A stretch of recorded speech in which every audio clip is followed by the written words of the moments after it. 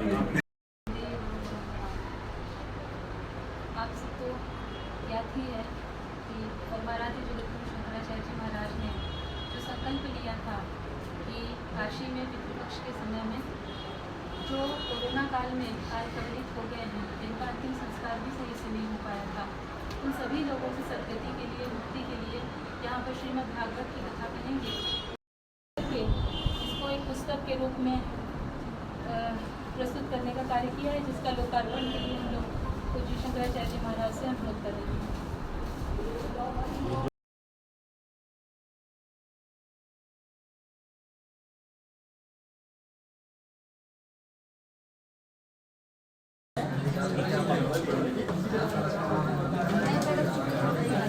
ठीक है, सबका रेडी हो? हाँ, रोल। गुरु जी, आज किस लिए कॉन्फ्रेंस है? देखिए, यहाँ पर कोरोना काल में पूरे विश्व में जितने लोग काल कवलित हो गए थे, बहुत से लोगों का अंतिम संस्कार हो पाया था और अधिक लोगों का नहीं हो पाया था। हमारे शास्त्रों में ये कहा गया है कि जिनके अर्धोदैहिक संस्कार ठीक से नहीं होते हैं, उनकी सद्गति मुक्ति में बाधा रहती है। तो इस दृष्टि से हमने आचार्य होने के नाते ये सोचा कि पूरे विश्व के जो कोरोना काल में मरे हुए लोग हैं, उन जीवात्माओं की मुक्ति और सद्गति के लिए हमें उपाय करना चाहिए। तो जो शास्त्र के उपाय हैं, उन उपायों का अवलंबन लेते हुए हम लोगों ने यहाँ पर अनुष्ठान किया है, जिससे उन सबकी सद्गति और मुक्ति संभव हो पाई है। तो यही कार्यक्रम हम लोग कर रहे थे। अभी भी घाट पर त्रिपिंडी श्राद्ध हो रहा है और आगे नवरात्रि में दूसरे अनेक अनुष्ठान आयोजित हो रहे हैं। नवरात्रि में कौन कौन से कार्यक्रम आयोजित किए जाएंगे? यहाँ पर शतचंडी महायज्ञ, रुद्र महायज्ञ, 1,00,000 मोदकों से भगवान विष्णु का पुरुष सूक्त से अर्चन, इसी तरह से 64 योगिनियों का पूजन, 108 सुवासिनियों का पूजन, कन्याओं का पूजन और इस तरह के कार्यक्रम आयोजित होते हैं।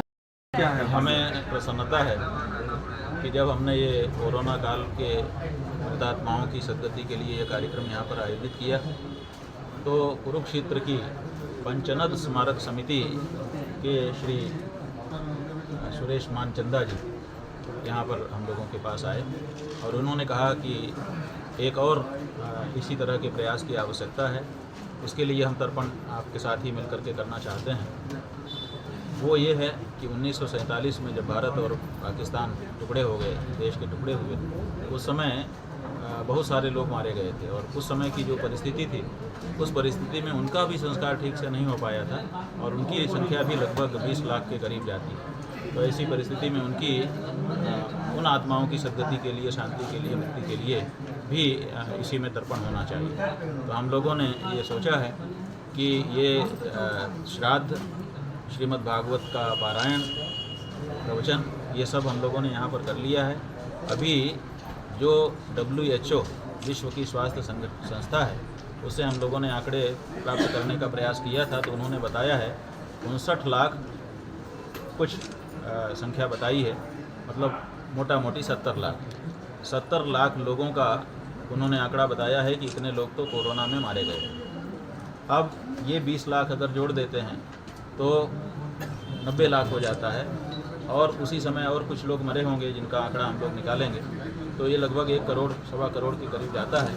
तो इन सब की सद्गति के लिए आज से ही यहाँ पर तर्पण आरंभ हो रहा है और ये वर्ष पर्यंत तक, मतलब अगर वो 1 करोड़ होंगे तो 1 करोड़, 1.25 करोड़ होंगे तो 1.25 करोड़, जितने भी होंगे संख्या, उन सब के लिए यहाँ पर हमारे विद्वान जलांजलि देते रहेंगे और जब उतनी संख्या की पूर्ति हो जाएगी तब हम लोग एक फिर से मुक्ति महायज्ञ यहाँ पर करेंगे और उन सब जीवात्माओं की मुक्ति का उद्घोष करेंगे। ज्ञात अज्ञात दोनों व्यवस्था? ज्ञात अज्ञात दोनों।